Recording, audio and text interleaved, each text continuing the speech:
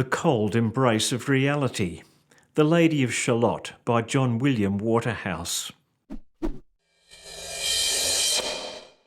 There is a moment between the fantasies of a child and the harder reality of adulthood. A moment when new knowledge weighs heavily on a sensitive soul, problems are magnified into being unsolvable, and the injustice of the world is too hard to bear. It is a delicate moment. The many voices we have heard so far in our life have not yet fully coalesced into a coherent view, and our own additions and understandings seem fragile, ready to be overwhelmed by yet another crushing revelation about how the world works. Our sense of self can be impinged upon by the opportunist, the bully, the con man, or even the friend. But that is not the worst. The worst is to have the one you have fallen in love with not return your love, maybe not even know of your existence. As you try to piece together what is real, you wonder if you have ever really seen the world as it is. Your place within it seems tenuous. Your grip on reality seems weaker than others. You are waiting for your life to start, never quite knowing what is true.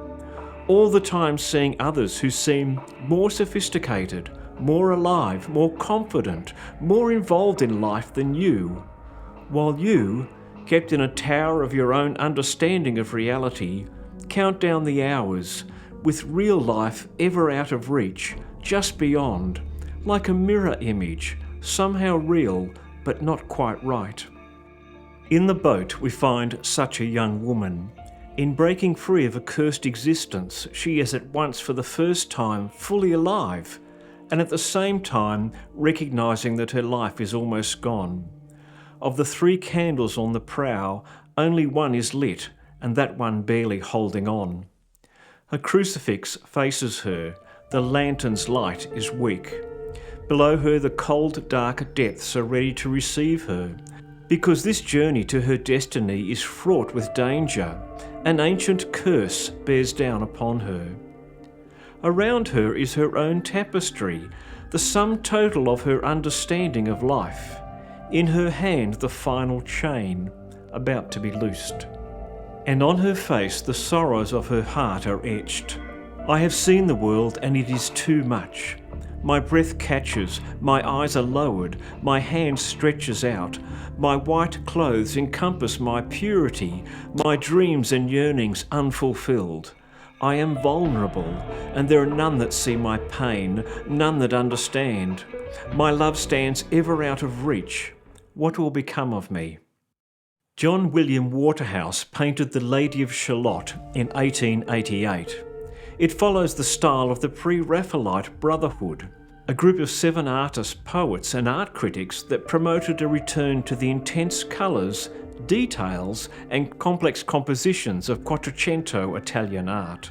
Although not a member of the Pre-Raphaelite Brotherhood himself, Waterhouse is clearly expressing the lushness, detail and use of symbolism of the style, seeking meaning from poetry and, in one of the most important doctrines of the Brotherhood, producing a thoroughly good picture. Waterhouse has set her face against the dark undergrowth, creating strong contrast. Her hair is vibrant, brought into highlight by the darker reeds and her white dress. Her tapestry is full of colour, in the Pre-Raphaelite style, but dips into the black waters. The reeds in front are broken and confused. The prow points outward into the river, but with no sense of an exciting outward journey. Rather, its dark hull riding on the black waters speaks of impending doom. Upon it written, barely legible, The Lady of Shalott. And then her face. Her lowered eyelids are fragile, her mouth parted in a mixture of resignation and vulnerability, her long neck exposed. In the distance, the last light of evening mutes the hills, while the colours of autumn presage the coming winter. The painting is one of 3 that Waterhouse made, all based on the Tennyson poem, The Lady of Shalott. The poem tells of a curse upon the hapless young woman. She lives in a tower, only able to see the world through a mirror, and it is this view that she is compelled to sew into the tapestry, telling the story of knights, castles, and young maidens in love with young knights. It is the time of King Arthur. She cannot perceive any of this directly.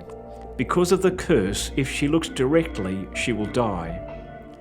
This is her life until, through the mirror, she sees Sir Lancelot, falls in love, and, her heart skipping a beat, she turns rushing to the window to see him directly. As she turns back to her mirror, she sees that it has cracked, and she realises the curse is now in force. Determined to experience life directly while she may, she escapes in the boat, which takes her down the stream to Camelot and death. Her lifeless body is then found by Sir Lancelot and other knights and ladies, who pray that God have mercy on her soul. The moment of the painting is where she sets out, loosing the chain of her captivity and yearning towards Camelot and Sir Lancelot, at the same time weighed down by the cold reality that her life is ebbing and she will likely not reach her goal. Tennyson's words are as good as the painting. And down the river's dim expanse, like some bold seer in a trance, seeing all his own mischance, with glassy countenance did she look to Camelot, and at the closing of the day she loosed the chain and down she lay, the broad stream bore her far away, the Lady of Shalott. She never got to touch Lancelot's hand, she never really saw the world, but she went anyway.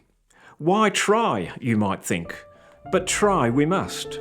Better to set forth than to sit awaiting your fate. Better to die trying than to never try at all. Autumn's cold evening lights up her face. The merest glimmer of hope remains at this moment, but she will take it nonetheless. She will set forth. She will ride the cold waters towards Lancelot. She is now fully in the world and sees its cold reality, its fading light, its dying leaves. But what else can she do but go forward? Life doesn't always give us what we want, but it's worth the pursuit. Keep trying. In the end, we all die trying. John William Waterhouse, The Lady of Shalott. Well, I think the pre-Raphaelite Brotherhood would have been quite happy with Waterhouse's painting. A thoroughly good picture. I think they would have gone for that. It's great that an artist can take us to a point where we start to see inside somebody rather than just looking at a pretty picture. Well, I hope you liked it. There's more to come, of course. Don't forget to like or subscribe. Actually, you can like and subscribe. All good stuff. All right, see you next time.